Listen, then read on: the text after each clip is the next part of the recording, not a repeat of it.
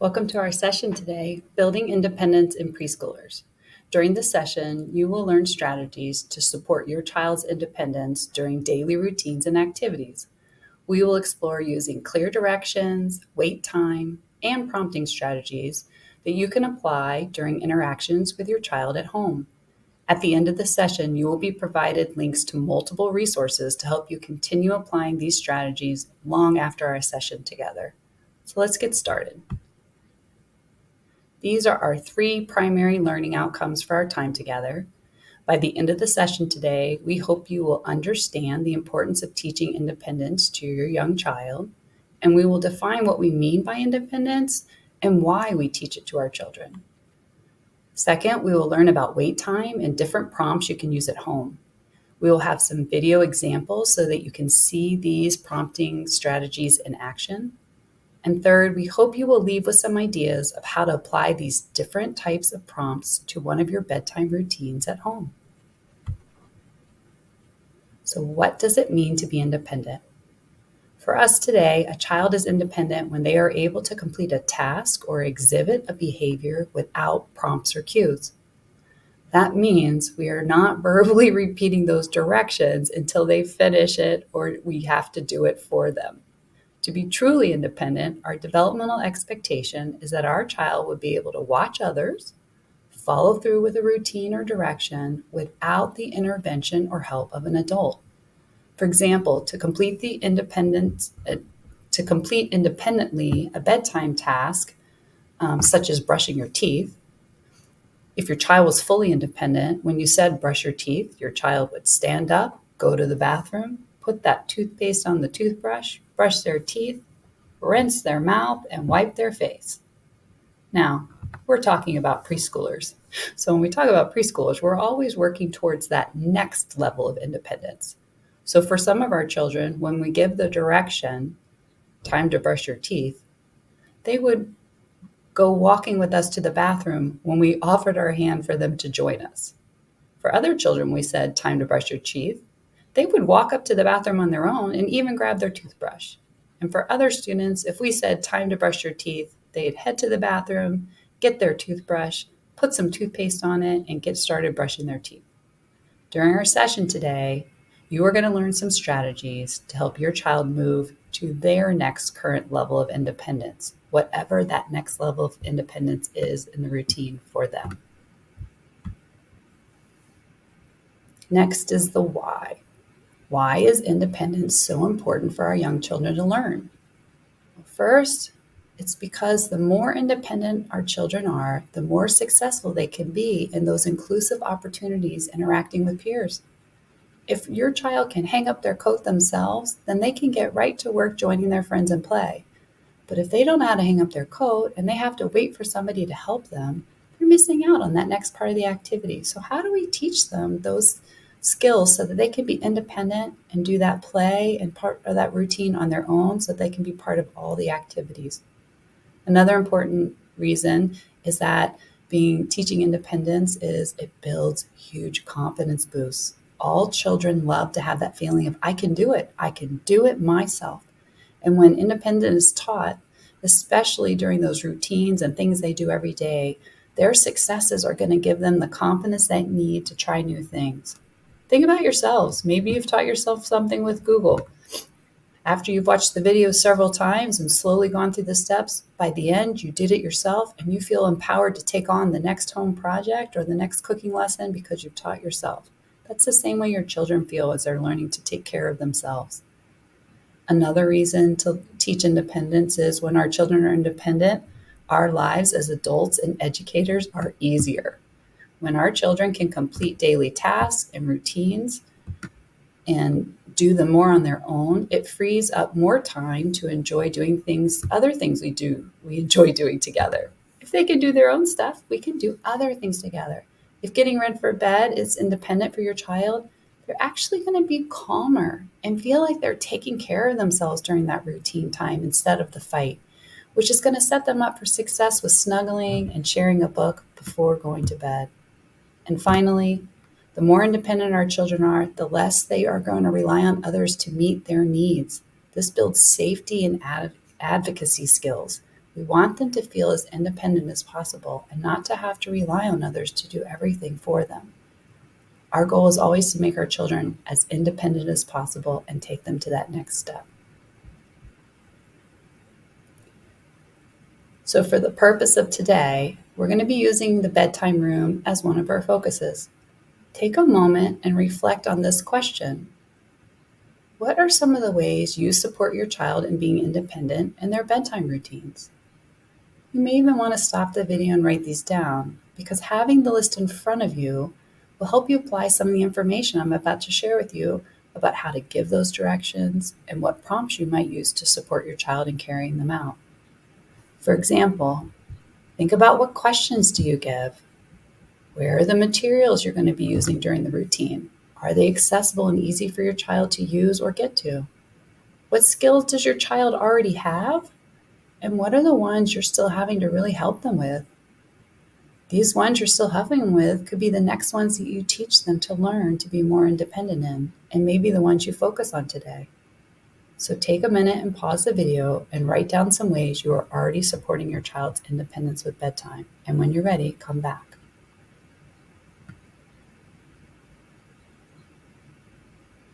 Welcome back. We're going to be referencing your notes later in the session. As I mentioned earlier, independence is going to look different for all of our children. And the reality is most of our kids are going to need some sort of support to reach their highest independence level. And that is for all preschoolers. That is not unique to preschoolers with or without disabilities. All preschoolers need some adult help as they reach their next level of independence. So let's look at how to do that to create independent children. As we think about maximizing independence for your child, we're going to look at 3 specific things: clear directions, wait time, and prompting. Giving clear directions. As you thought about your bedtime routine, maybe you were already thinking about the directions you give during that routine. Here are some things to consider when you are giving directions. First, we need to be on the child's physical level and make sure we have their attention. Have you ever shouted a direction across a room? How well did your child follow it? If you shout the direction across the room to your spouse, how well do they follow it? It's important that we get close and on our child's level when giving a direction, because otherwise, if we're yelling it across the room, who knows? Maybe you're not even talking to me. Next, when you're thinking about giving clear directions, we need to minimize distractions. Notice what is happening in the environment right now when you're giving the direction. Are there multiple distractions? Maybe siblings are in the area doing the same thing or being asked to do different things. That can be distracting. Maybe that TV is on. That is definitely distracting. Maybe there are toys all over the floor. If these things are present, you need to think about, how can I minimize the distractions before I get on my child's level and give this direction so that they have the greatest success in following it. And next, you need to think about, let's just give one direction at a time. For many of our children, one direction at a time is developmentally appropriate and right where they are. And anytime any of us are learning a new skill or practicing a routine to learn a skill to ourselves, we need them just one at a time. Don't give me 3 directions when you're asking me how to change something to fix a toilet. I need you to give me step by step. Our children are the same thing. When you're working on it, you want to break it down into parts. At the end of this video, you'll see some references to some visual schedules and pictures that can help you break down those routines into different parts. Now, in addition to all those 3 wonderful things to think about when you're giving directions, here's some extra that set the mood. Consider, what is your child's mood at the moment? Are they open to learning? Or are they exhausted or hungry or really frustrated or upset about something? If they're any of those last ones, it's not time to teach a new routine. You're going to hold on to this information for a moment later. Also, think about the time of day. Is this a time of day that's right for this? Do you need to move quickly? Is it time to get out the door? Is it time to get to bed and there's no time to waste? Then it's not the time to try these new skills. But if you do have the time to allow your child to move at their own pace, As you give the direction and use the prompts to help them move through it and can go slowly, you're going to have the right amount of time to give them a chance to be successful. And finally, when you're thinking about those directions or routine, think about what are your priorities? What parts of this routine are you wanting your child to do on their own? And what do they need to get there? And which parts of this routine are you still wanting to do for them? And they'll grow into it later. These priorities will help you decide, what am I specifically working on today within this one routine to get to greater independence? You're not going to go from time to brush your teeth and they follow none of the directions to they follow all of it right away. You're going to go step by step. Maybe they love to climb up and grab their toothbrush. That's a win. Then teach them the next thing. Let's get your toothbrush wet. And just keep going. But see the parts that they can do and prioritize the parts you want to teach next. Oh, look at this slide. Start on the left-hand side. You'll notice that there's a very important step in between the directions on the left and then the actions or prompts that you're going to be providing on the right. There's something in between it. There's wait time. When you are trying to help your child increase their independence, when you give a direction, you must wait and allow the child to follow it. Wait time is often overlooked or forgotten, but wait time is exactly when your child is processing information and considering how they can act on it. It gives them the opportunity to be successful before we even start prompting. Research tells us that for a preschooler, it takes 3 to 5 seconds typically for a child to follow a verbal request. That means they hear the direction, then they have to understand it, and then they have to act on that verbal direction.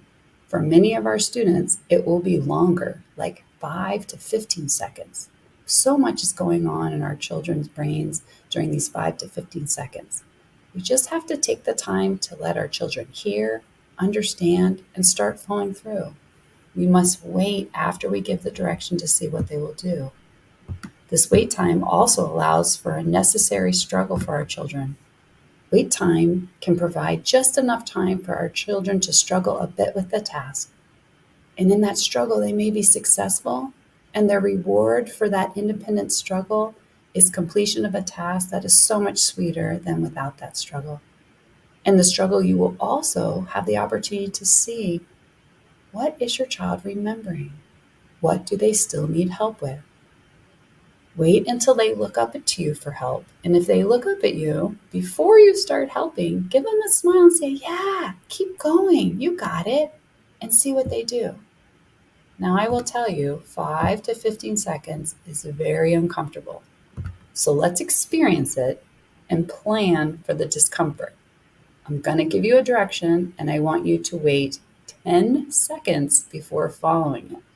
I am going to tap on my shoulder the 10 seconds, and then we will follow the direction.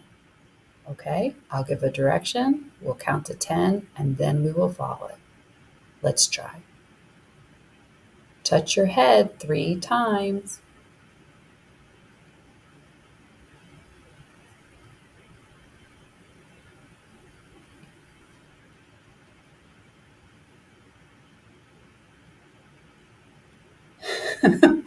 It feels long, right? Uncomfortably long. But often we assume our children can't do something because they don't do it right away. We give the direction and then we immediately start doing it for them because they're not doing it, which means they probably can't. But that's the wrong assumption. We have to wait a bit. We have to give them a chance to hear, understand, and start acting on it. We have to wait for them to start.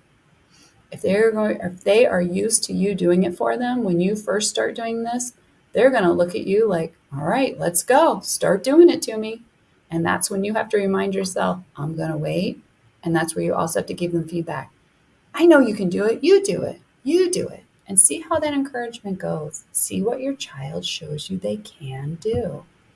And definitely consider having a strategy to help you count out the 10 seconds or you will forget. Sometimes our children do not follow our directions like we would like them to, even after we give them the wait time. That's because they're still learning. So in these instances, we need to use prompting. Prompting is defined as a cue or a hint used to make a child successful in a task. Take a minute to look at this visual of prompts. They are in order where the child is the most reliant on you when you are delivering the prompts at the bottom, meaning they are the least independent. And they are at the top, your child is the least reliant on you at the top and the most independent when you're using those prompts. To increase independence, we need to select prompts that limit our verbal interactions, meaning reduce verbally repeating the direction over and over again.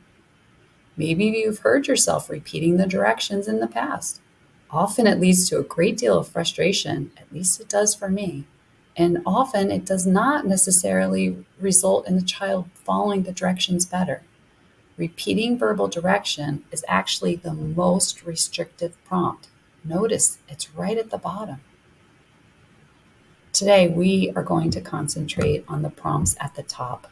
These are the ones that lead to the most independence and are the easiest to do at home: modeling, visuals, and gesture. We're going to see how to add these to our routines to build more independence and follow through, instead of just saying the direction over and over and over again, which is that verbal redirect. So let's check it out. You are about to watch some videos on prompting. First, you will see a model prompting. Listen to the direction. I want you to notice how she gives the directions, the prompt she gives, and how she reinforces it at the end. Let's listen to this first one for modeling.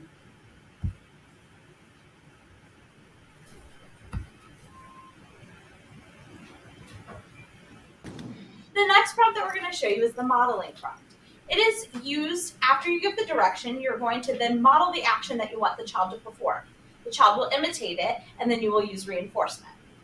Joni and I will model that for you. Hey, go put your backpack away.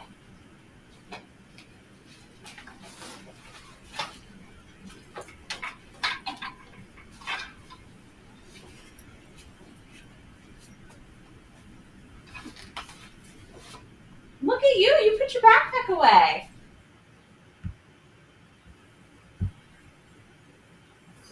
Did you notice? She only gave that direction one time. Put your backpack away.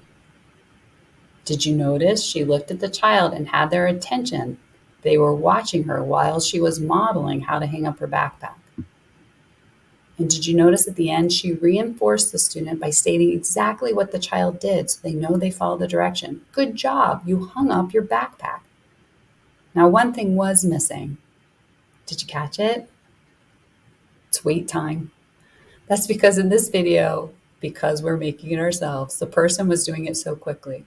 For your child, it's important to remember to wait. After you give the direction, hang up your backpack and model for your child. Then you must wait and see if your child gets started on their own. Let's watch the next one. And again, I want you to notice her description and how she carries it out and how she reinforces it.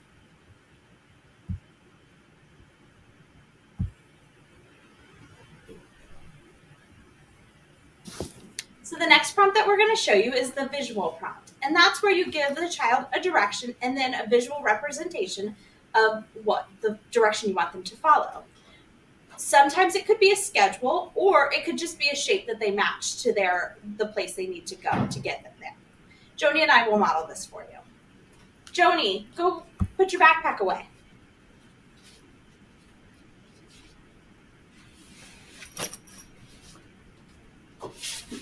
Hey, that's putting the backpack away. Did you notice again? She had a visual, and as she shared, and we'll have some at the end of the presentation today that you can use, but she used a picture of a backpack. So she said, put your backpack away, but then the child had a picture to reference. Because a lot of times when we give a child a direction, those distractions are present, and maybe they walk in and I'm going to put my backpack away, but oh my, look at what's happening at this table, or look who's here and I want to say hi to them, and they lose track of what they're doing. Having a visual to reference means you don't have to say, put your backpack away 4 more times to the child. You can just show them the picture. I'm not saying put your backpack away. I'm showing them the picture that's a backpack. And they go, oh, yeah, that's what I was doing. And they go back to it. And even if they don't go back to it, like, yeah, that's what I was doing, they go, oh, yeah, I have to do that. First backpack, then play. It just helps them learn the order and helps them remember. Let's look at the final prompt today. It's the gesture prompt. It's the least intensive and the most independent prompt we can offer.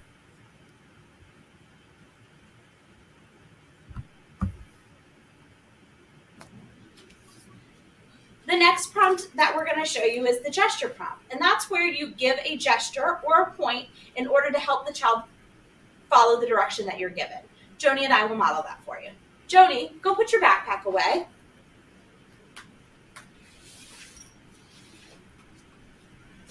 Hey, that's putting it away. In this last prompt, she used a gesture. She gave the direction and she just pointed where she wanted the child to put it. Oftentimes, when our children get distracted, we don't have to keep saying, put your backpack away. They usually know what we want. They maybe just don't want to do it. But if you just have a smile on your face and point in the direction you want them to go, they'll go. Time to get in the car, point toward the car. Don't keep engaging with why, just point toward the car. It's a gesture that tells them this is what we're doing, and when you're doing it, I'll start talking again. So gesture prompts are just a wonderful way to remind the child, just the same way the modeling shows them how to do it, or the visual reminds them with a picture, a gesture reminds them with an action. And again, we're still not adding more words. This allows the child to hear that first direction, put your backpack away, and not wait and learn, become prompt dependent on us repeating. We want them to hear the direction, process it, and carry it out. The prompts you use are dependent on your child's ability. Please talk with your teacher on what kinds of prompts are working best for your child at school. And please share with your teacher what kind of prompts you find are working well for your child at home. That information helps us continue helping the child in both settings, which is so important for the generalizing of those skills.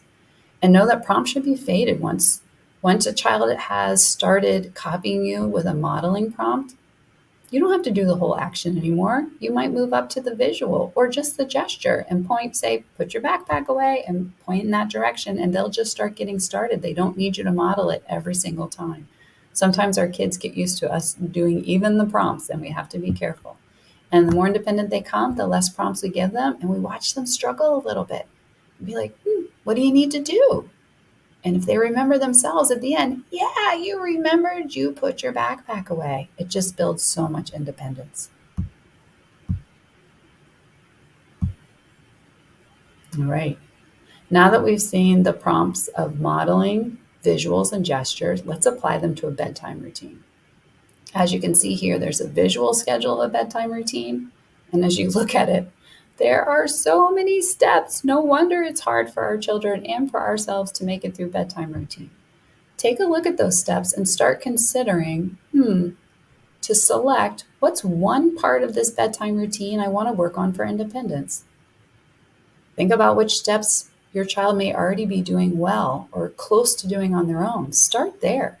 If your child experiences successes early, this is going to lead to more confidence to persist when things are harder. For instance, if they're really great at taking their clothes off, start with putting on pajamas. They already know half of it. If they like to start brushing their teeth by grabbing the toothbrush and getting some water, then help them figure out how to get that toothpaste on. And if they love picking out the book, encourage them to do that and set it on the bed so it's ready. Now, again, when you're talking about it, think about what kind of prompt you might use with your child. Are you going to model it and act it out? Are you going to give them a visual? Are you going to use a gesture? And if you need visuals, are they prepared? And practice. And if your child's in the middle of a meltdown, not the time to do this. If your child's starving, not the time to do this. If it's when you have to run out the door or you're going to miss the bus or be late for work, not the time to do it. So consider all of those things when you're thinking about how can I incorporate this into our routine and what would be the best part of our routine to do. We highlighted bedtime routine. This might not be your favorite time of day. Maybe there's another routine in the day that your child and you enjoy so much more. Start there. Since we chose the brushing routines, I wanted to share with you, look at this. There are so many steps necessary just to brush your teeth. We took bedtime routine, brought it down to one part, and it's still got 6 or 7 steps. That's a lot. So it's important to think about these things. Which part does your child already do on their own? For example, can they get their toothbrush and hold it under the water? Do they help put it away? Do they wipe their mouths? Which part are they still learning? Do they need help with putting the toothpaste on the toothbrush? Do they need help brushing their teeth?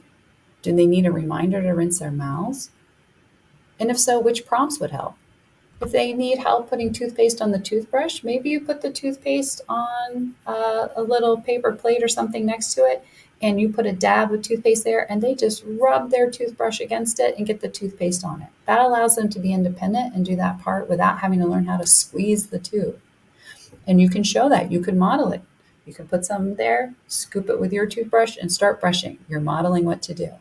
And if they don't need you to model it and they don't need you to show them a picture, maybe when they're in the middle of brushing their teeth, if they get sidetracked and forget what they're doing, instead of saying brush your teeth, you might just point to your mouth or start pretending to brush your teeth. And that's just enough to trigger them to keep going.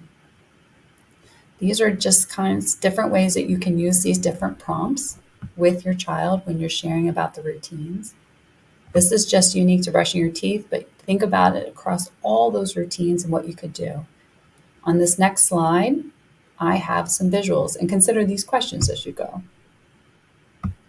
On this page, you'll find the resources. These resources help you. It has specific resources. If you take your camera, cell phone camera, and hover over these are QR codes, and you can easily download these resources. They're visuals to support the routines, visuals to support the time of day that you might be working across. So if you want to, take a moment and pause your video. Get this information.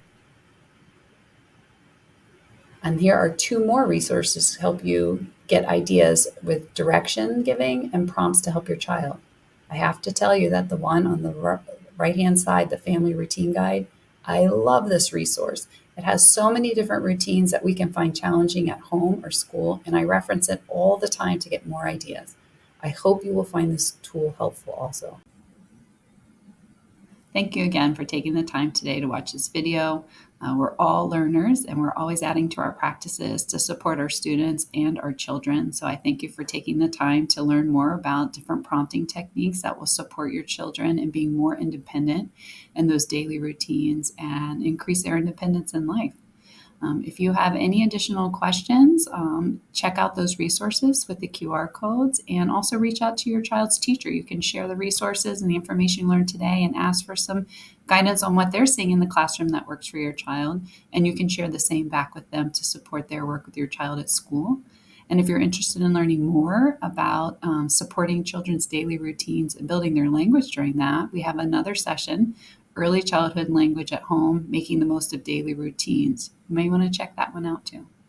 Thanks for your time and have a great day.